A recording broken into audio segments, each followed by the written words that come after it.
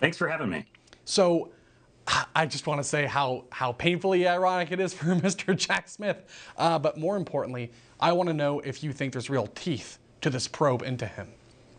Well, I think there's certainly teeth. The Hatch Act has limited penalties, but the real thing we want here is accountability. We want a Hmm. public hearing and an airing out of what happened under the Biden administration. These supposedly independent actors in the special counsel's office were clearly acting under White House orders. They were clearly engaging in partisan activities. And more than anything else, I think what we want in America is to see all of these facts come to light. Oh, I think some Americans out there want even more than that. Hearings would be good, of course, but yes, I think a good step in the right direction just to start is a full accounting of what happened and, frankly, an apology from the Biden DOJ. I don't think we'd ever get something like that, but I do, I want to ask you then to follow up. Talk to us more about the Hatch Act and what it really means to go after someone for violations of that specifically. Well, as you pointed out, the Hatch Act prohibits federal employees from essentially engaging in partisan campaign activities. Hmm. A lot of the things that were handled were highly partisan issues. They were going after the front runner for president of the United States. They were going after a political enemy. And the most concerning part of all of that is how they stretched ordinary legal theories and tried to bend the law Yes. to suit their purposes. Had there been a situation where there was clear misconduct, maybe America would have said, okay, go after someone who's done wrong. But what we saw was a Biden administration making things up, going against President Trump on the weakest, thinnest legal theories in an unprecedented way. Look at the classified documents case as an example.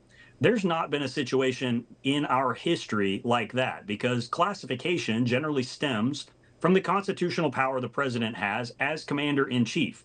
It is legally, in theory, impossible for a president to mishandle classified information. He is the sole arbiter of what is and isn't classified. If he says it's not classified, so be it. Now you put your prosecutor's hat on and you say, well, if you want to prosecute someone for that, you've got to prove beyond a reasonable doubt Hmm. that he did, in fact, mishandle classified information. That's impossible if the man you're prosecuting is the man that can say it's declassified and it is so. How are you going to prove it was classified at the time? All he has to do is say it wasn't. Absolutely. And to your point, to think that someone like Jack Smith could pull these shenanigans and then just walk away from the job, he knew he was going to be fired, obviously, so he resigns in disgrace, in my opinion. But he steps down from the job and then gets away with it all. What kind of message do you think that really sends to the American people, not just to Trump supporters, but to all Americans?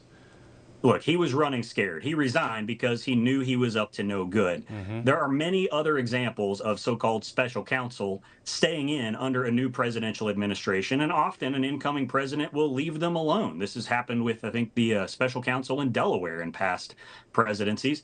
But when you look at what happened with Jack Smith, there's no denying that what he engaged in was partisan activity. Now, whether he's really indicted under the Hatch Act or not, honestly, yes, like you, I hope he is. Like many Americans, we want to see people put in jail over this.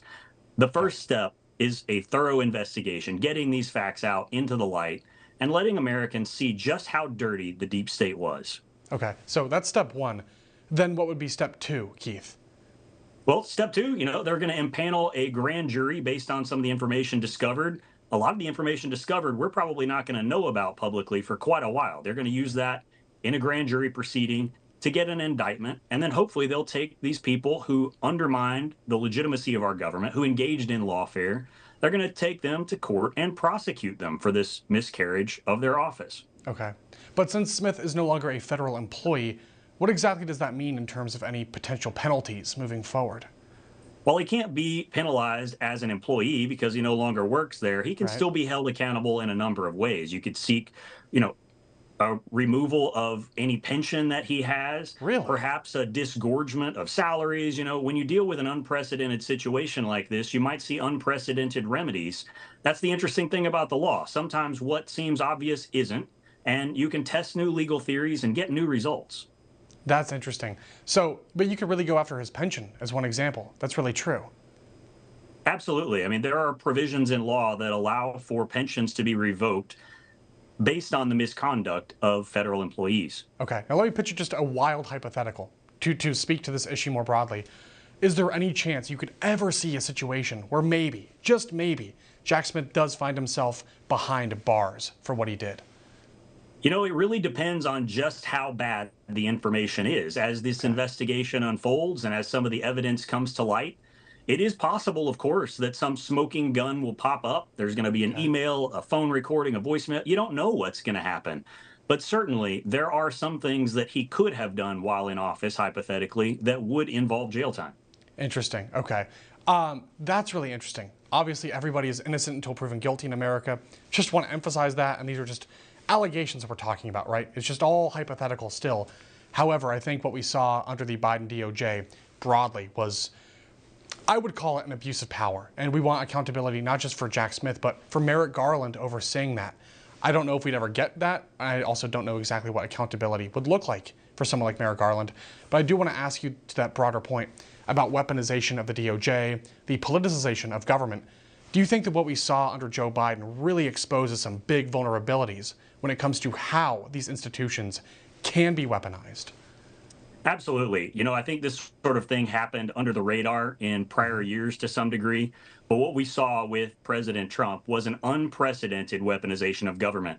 And it wasn't just at the federal level, it was at the state level. Look at the prosecutions in Georgia and New York. Completely. They were stretching things that were almost irrelevant misdemeanors and trying to call them felonies. And even today, you see the left saying, oh, 34 felonies or 30, whatever it was. What they don't point out is that none of those were real charges. I'm looking forward to bringing real charges on behalf of the American people. I want to see real charges brought for the real crimes that were committed by Biden, because there is no greater crime than misusing the power of our federal government to attack a political enemy. But that's exactly what we saw at the federal and state level. Well, that's interesting you bring up the New York case with Alvin Bragg, right, the DA in Manhattan, who, if I recall correctly, Keith, he vowed to go after President Trump on the campaign trail. And then once he does, he takes 34 misdemeanors. The statute of limitations has expired, right? Elevates them to felonies by claiming that they were committed in the act of committing some other crime that was never named. Have you ever seen anything like that in American legal history? No, it was certainly unprecedented. And, you know, the underlying facts were essentially that there was a bookkeeping error.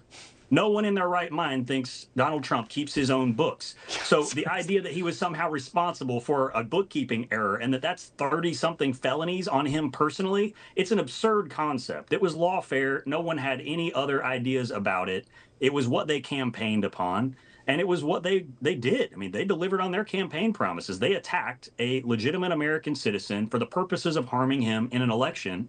Yes. Thank God it didn't work. Thank God we did show out in election numbers that were too big to rig. He's in the White House now. Let's hope he takes names, puts people in jail, and cleans up this mess. Very well said. We'll have to see what happens in the coming weeks with this investigation into Smith.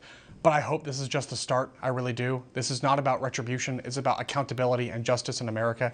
If there's anything this Trump administration can do, it's restore justice in this country. So I hope they do that. And I want to say thank you for your insight into this issue today, Keith.